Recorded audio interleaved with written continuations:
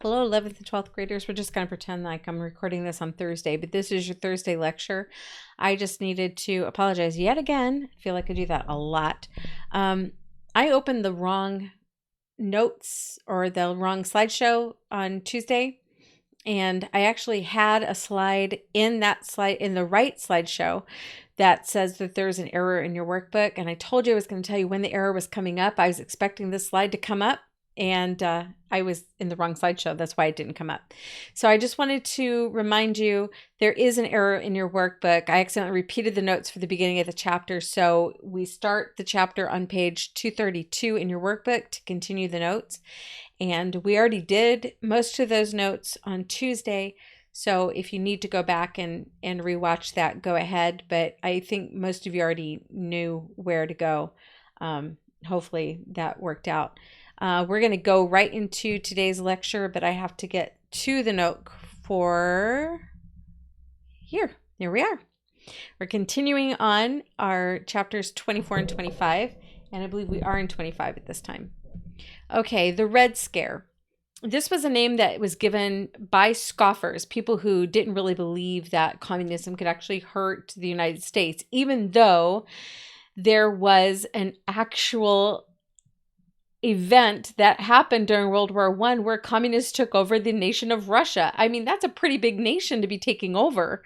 And they took over the nation of Russia. They got rid of the head of government, the government that had been in place for hundreds of years, and they totally took it over and just basically destroyed the country. But the media in the United States didn't want to believe that we could possibly be subject to being taken over by communists, even though it had already happened in another country. So the Red Scare was the name given by scoffers to the simultaneous raids on communist headquarters in 33 cities throughout the United States in January 1920. Why were the raids being performed? Because the intelligence was that these guys were actually planning on some kind of violent overthrow of the U.S. government. As a result of these raids, 500 people were deported. 500. That means 500 people were looked at, their backgrounds looked at, and they were deemed to be a threat to U.S. security. Okay, the Sacco Vanzetti court case came to national prominence as a result of the Red Scare. These were two Italian immigrants. They were convicted of murdering a paymaster and a guard during a robbery in South Braintree, Massachusetts. Now, because they were immigrants, that didn't give them a foot in the door. Usually people in the United States at that time looked a little cautiously at people who were new to the country, like, we don't really know you. But for some reason, these two were presented as martyrs for the cause. What was the cause? The cause was communism.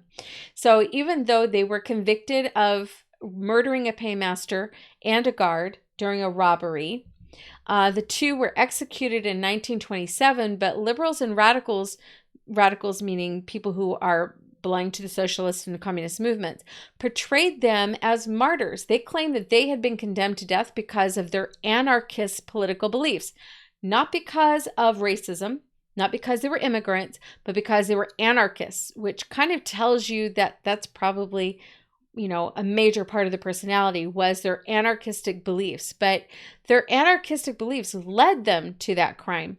So what was being said by liberals and radicals was that they weren't actually executed for the crime they committed. It was for their belief system. But the crime they committed was a double murder, which was a death penalty case. Okay. Your book repeats this. I repeated it in the notes. You don't have to rewrite it because we have already done this note, honestly. So I'm just going to move right along. So let's talk about Japan after World War I.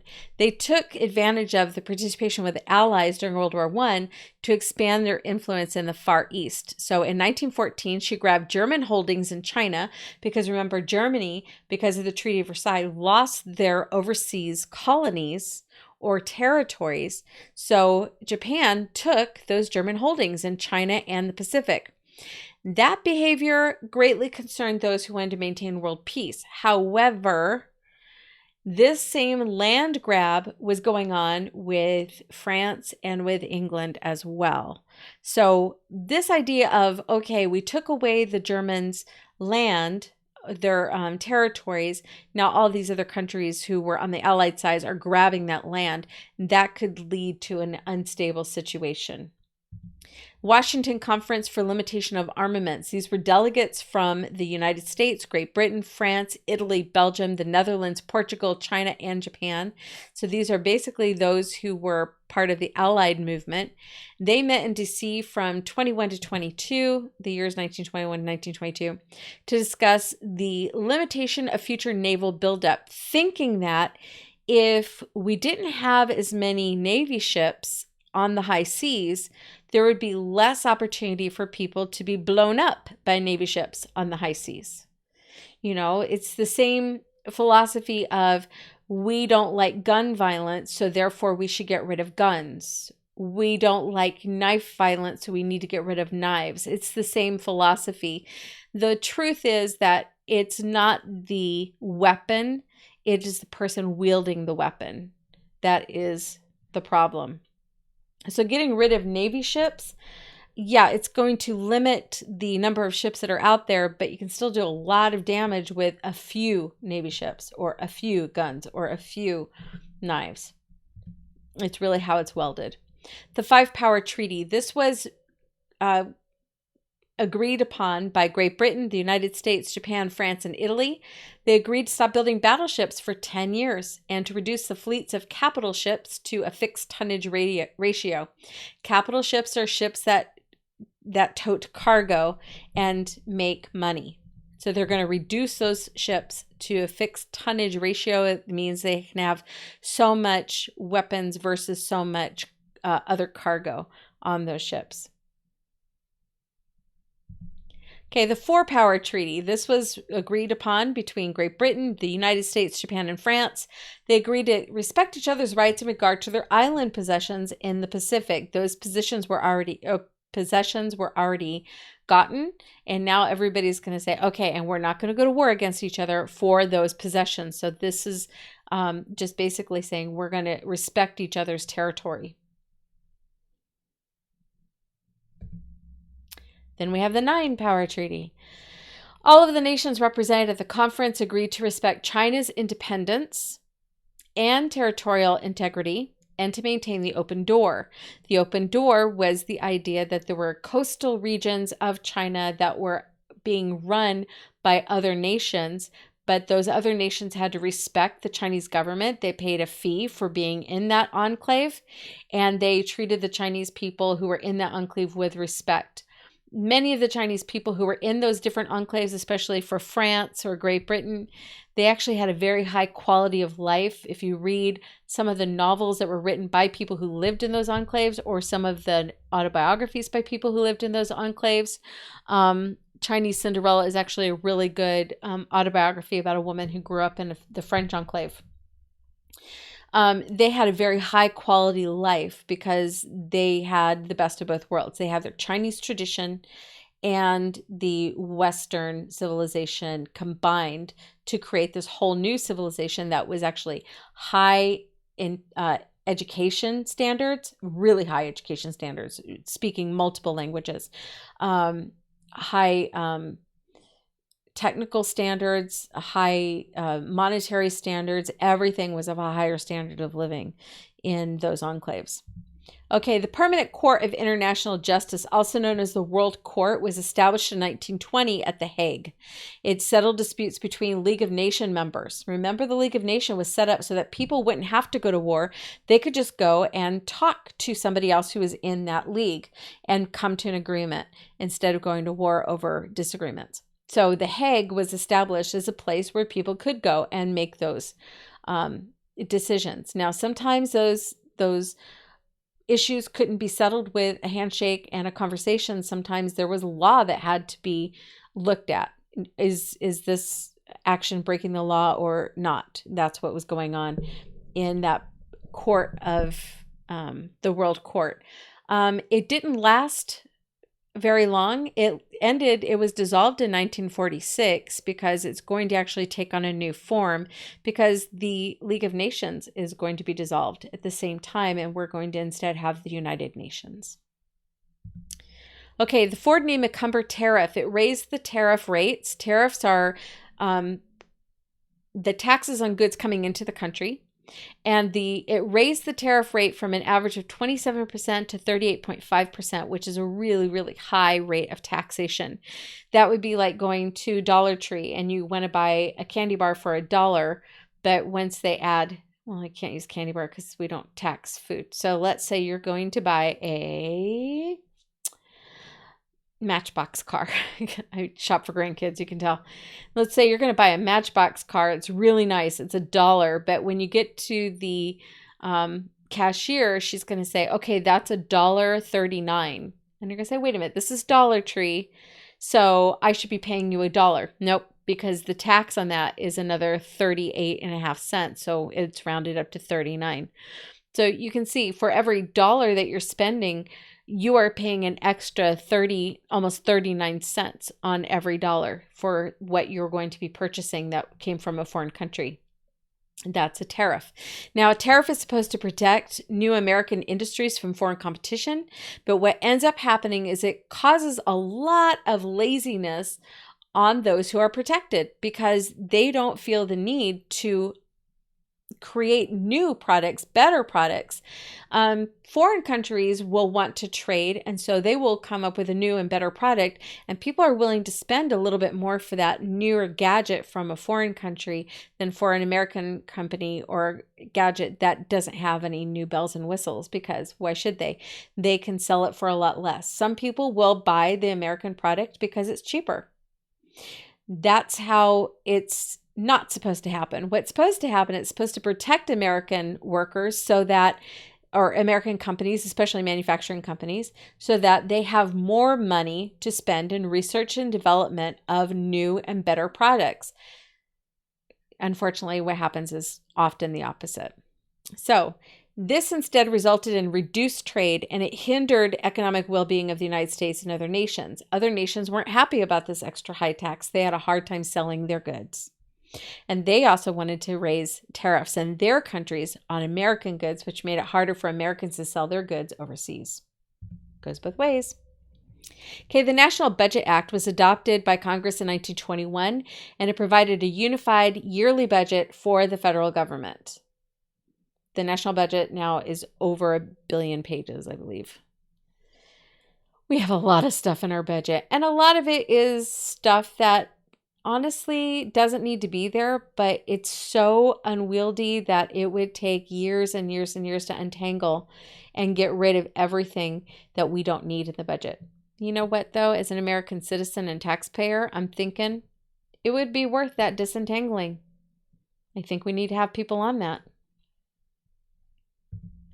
The Bureau of the Budget was created by the National Budget Act. That's what acts do. They create more stuff. It was authorized to receive requests from all departments, then in consultation with the president, and draw up a proposed annual budget that estimated receipts and expenditures for the upcoming year. So all the offices that are in all the departments all across our government all have input into requesting money from the government and asking for it to be put into the budget. Go ahead and write that down. I'm taking a sip.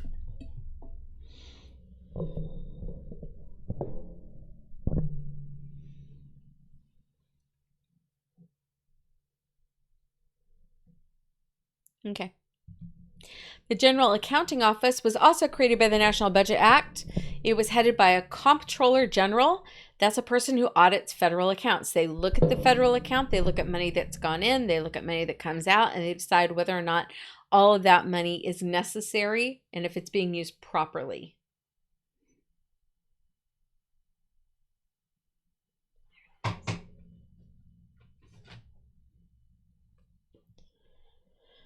Okay, in case you were wondering why I kept looking off to the side, because I was looking for this. It's the Chinese Cinderella. It's really, really good. You should read it. It's phenomenal. It's about a girl who grew up in the French Enclave.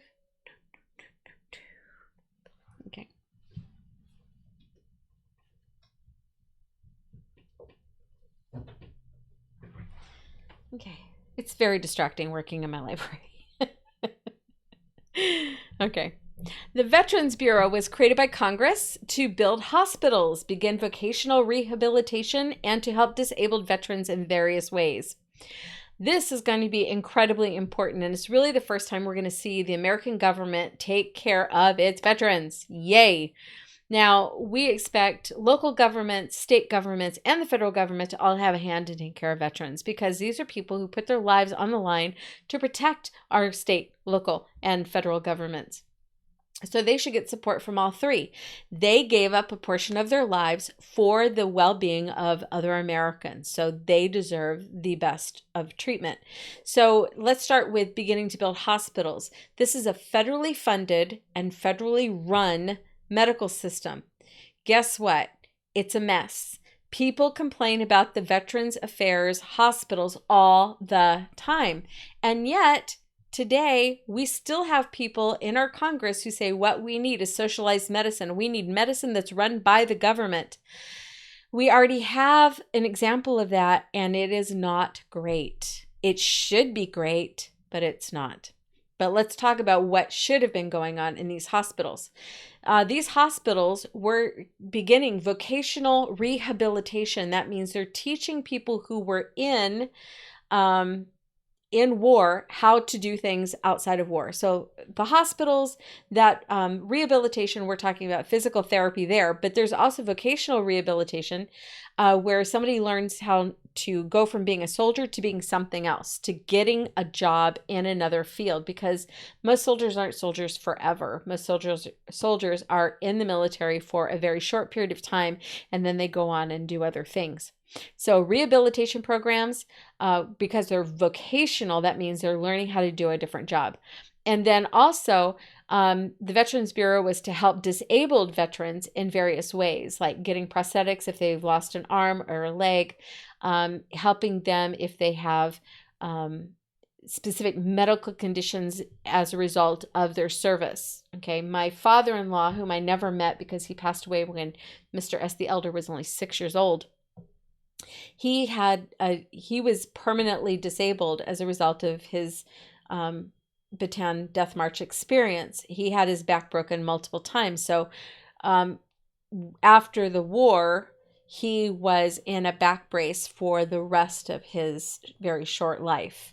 But that was the responsibility of the Veterans Bureau, was to make sure that he had the proper back brace and that he had the proper medical care for his time in the military. Now, we are learning more and more about war and its aspects and its the reaction of people to war, things like PTSD, post-traumatic stress disorder. And so a lot of the Department of Veteran Affairs, they're really being pushed into the mode of, we need to help people mentally as well as physically. But one of the things that our current president is really pushing for is a revamping of this Veterans Bureau to make sure that our veterans have the best of everything, because they deserve the best of everything. They gave up a very small a portion of their lives to protect our country. Okay, the American Legion was founded by Colonel Theodore Roosevelt Jr. This is not the president, this is his son. It lobbied aggressively for veterans' benefits, that if they fought, they should get part of their paycheck forever, okay? It became known for its patriotism, conservatism, and anti-communism. And unfortunately, it also became very famous for its alcoholism. I hate to say that because that's really not what this started out as, but it later became kind of a drinking club for veterans. And that's kind of sad. But American Legion outposts exist all over the United States, and they are there to support veterans. But unfortunately, that big part of that has become social drinking, which can actually turn into other things. I don't want to downplay the problem that veterans have had as a result of PTSD and war. But unfortunately, what ends up happening for a lot of people who have PTSD, not just veterans, but people who have gone through some kind of trauma, They tend to self-medicate. It's just a fact of life, and one of the easiest ways to self-medicate is to drink alcohol. And so alcoholism became a huge problem in the United States of America. In colonial times, it was already an issue where the average, they figured it out, somebody figured it out that in colonial days,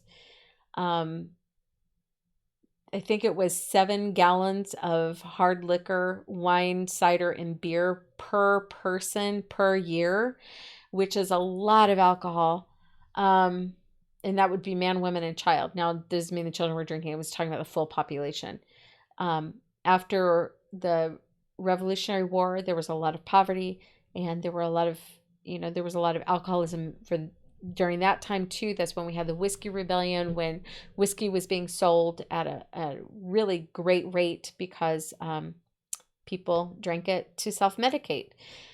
During or right after the Civil War, we saw a spike in alcoholism. We see that really after almost every war, and it's because it's very easy to get, and people can drink it in a social situation, but it really does help to dull the senses. Unfortunately, alcohol is a depressant.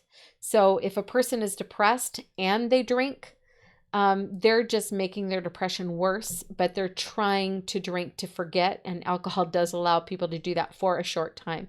So as a result of this, we're seeing the very beginnings of this kind of process here in this lecture. By the time we get after World War II, there's going to be a Alcoholics Anonymous is going to be established, because alcoholism is going to be such a huge problem in our nation. And a lot of it's because of what was going on at this time.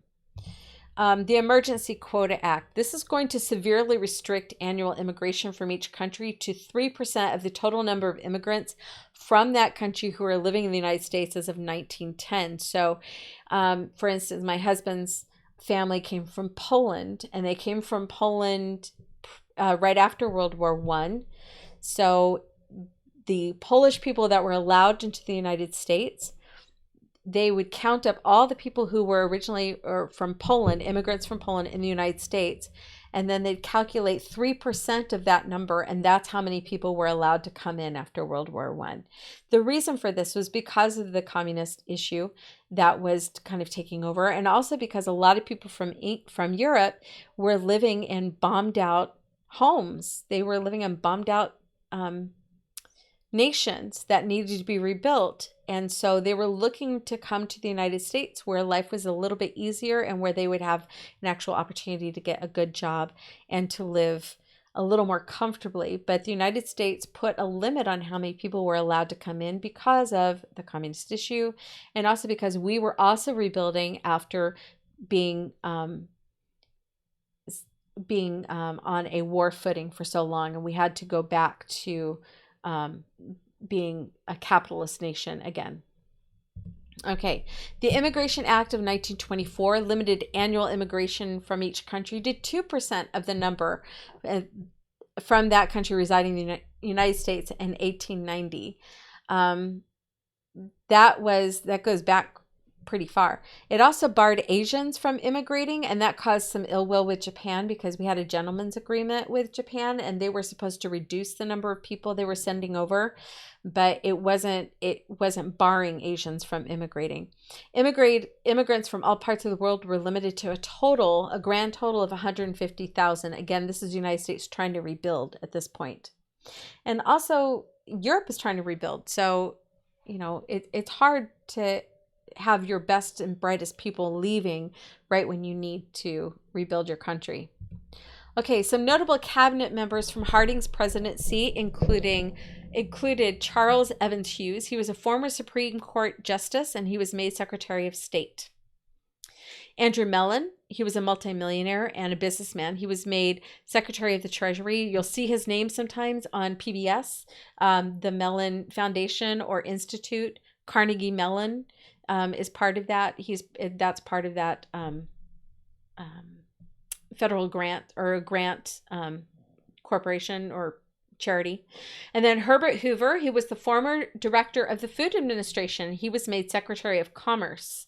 We remember Hoover. He is the one who came up with the meat or the wheatless Mondays and the meatless Wednesdays. Is like, dude, just flip it. Come on, seriously.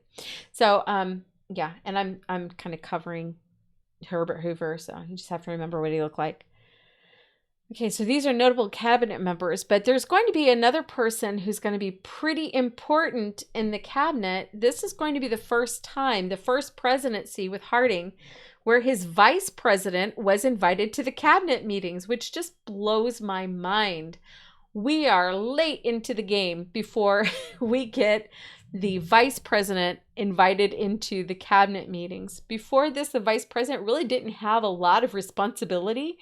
But Harding saw something in Calvin Coolidge, his vice president, and said, I want you to sit in on all the cabinet meetings. This is going to be kind of important because if the president dies, the vice president takes over.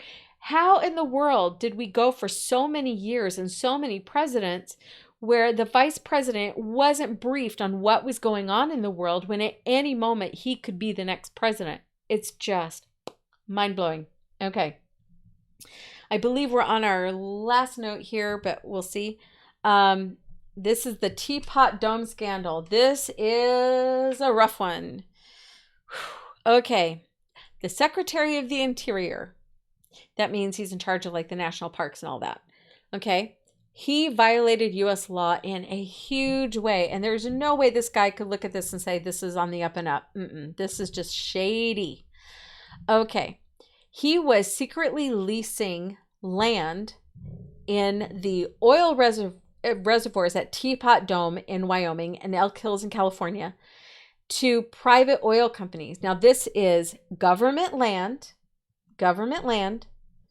that had oil reserves on it, and he was leasing that land to private oil companies. It's a great idea for raising money for the U.S. government. Fantastic, but that's not what he was doing. He was getting kickbacks. He received $300,000 in cash and bonds from company owners. He was doing it for the payday, and you're not allowed to do that when you're working for the U.S. government. Fall was later tried, fined, and imprisoned, and it even made it into a couple of episodes of Downton Abbey. This is one of the reasons they started to go broke because oh, actually, no, that was the railways. The mom's brother got in trouble because he had been part of the Teapot Dome scandal. So, hey, history just kind of comes around, goes around, and makes it into pop culture all the time. The more you know about it, the more you can enjoy your pop culture references. And I think, well, yes, we are done for right. We got 2 more minutes. We're going to continue this on with this one. Yay. There are no notes available right now. Sorry about that. See, I put a slide and I remember the slide this time. This unfortunately didn't make it into your book, so this is just me going to talk for another 2 minutes, and then we're going to finish up this chapter, and I'm going to give you more stuff to do, okay? So you don't have to write, just sit back and look at the pretty, pretty pictures. Here we have Calvin Coolidge. He became president when President Harding died during a trip to Alaska and the west coast of the United States. It was very likely a heart attack due to congestive heart failure. We know that kind of after the fact by reading about what the symptoms were. He was sworn in. Calvin Coolidge was sworn in by his father on the family farm. Calvin Coolidge was actually on vacation too. He was not in Washington, D.C. He was in Vermont visiting family when he got the telegram stating that President Harding had died. And his father, who was a judge, swore him in right there on the family farm. He led the nation through much of the Roaring Twenties. Roaring Twenties, that name was given because of the sound of all the electronics and gizmos and gadgets that were going on, including cars and horns and everything else. And the music was incredible. But he led the nation through that time. Okay. Now, he didn't say a whole lot, but he didn't need to. His enemies called him Silent Cal, but they were just being catty. He was actually a really good leader, and he did a great job as president. So let's talk about the Dawes Plan. Now, we have had a couple of Dawes Plans in U.S. history. One of the worst, oh my word, it was terrible. It was the Dawes Plan that told Native Americans that they could get a piece of property if they only abandoned their whole families and their traditions and lived as Western, white men. This is not the same Dawes plan, thank God. This one's actually pretty bad though. Okay, so the Dawes plan, it temporarily lowered the payments of German debt. Okay, so the total debt's going to remain the same, but the payments are going to be lessened. You're going to think, hey, that's not too bad. Okay, so we're just going to extend the debt a little bit longer. You have longer to pay it and you're paying less amount. But here's the other part of the Dawes plan that for some reason is not on here. The other part of the Dawes plan was the United States would then lend money to Germany to help them pay their debt. Let's think about that one for a minute. You owe me $10, okay? And you're going to pay me back $2 a week until you've paid me up. And I say, you know what? I know you're struggling to pay that $2 a week. So what I'm going to do for you is you're going to pay me back that $10, $1 a week. So I'm going to extend that. And then just to help you out a little bit more, I'm going to give you $5 to help you pay me back.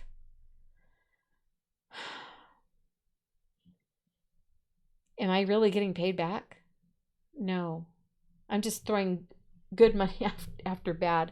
But that was what the Dawes plan was. And the President Calvin Coolidge disagreed completely with the Dawes plan, but it was passed by Congress. Oh, joy. Okay, just a couple more. Admiral Richard Byrd, the U.S. Navy pilot who flew over the North Pole in 1926, yay. And then later in 1929, he was making some explorations of the Antarctic region, and he flew over the South Pole. So we had the same Richard Byrd flew over both North and South Poles. Pretty cool. Okay, we're going to stop there because when we get into Freud, we're going to have a whole nother life going on here. That's it for today, and I will get back to you on Friday, and we'll continue. Yeah, you won't have any more notes for this lecture. I'm sorry about that. I can't apologize enough. All I can say is it must have been August when I was struggling to try and get everything to the printer as quickly as possible. It's not easy to do 9 months of work times 6 classes and create 6 workbooks or textbooks all in the period of a summer. It's just impossible, and yet I continue to do it every year. But so I have to ask you to please forgive me, overlook that issue I had. And in the meantime, I'm asking from you, just do your best with what I've given you. I don't expect miracles. I don't expect you to write all of the notes by hand. I'm not asking you to do that when it was my mistake. But what I am asking you to do is, if you already have your textbook, you already have your workbook, you have the homework available there, you do need to complete that. I provided that for you. You can do that on your own. Now, we are almost to the end of our workbook. So starting now, okay, I know it's getting late. I'm releasing this really late, but starting now and on your catch-up day on Wednesday, and then on Thursday and Friday, you should be doing a little bit of homework a day to get it all done. We are going to finish this chapter on Friday. So keep in mind that you're going to have homework due. You're also going to have a test review that is going to act as your test. And it will be your last test for right now anyway. So as soon as you're done with your test review and your homework, you can take your whole book up to the school and turn it in, and I will get it from the school and grade it for you. So you don't have to do any more emailing of grades to me. This should help you out at home. I know that parents are really struggling to make sure their kids can get on the computer to watch lectures. That's already taking up a couple of hours of your time. And then to have to sit there and input grades for your homework, I know that takes a lot of time. So I'm trying to make it a little bit easier for everybody. So don't worry about turning anything in online. Just finish your books and then turn your books in. And we'll get back together on Friday and continue this lecture. In the meantime, have a really good night.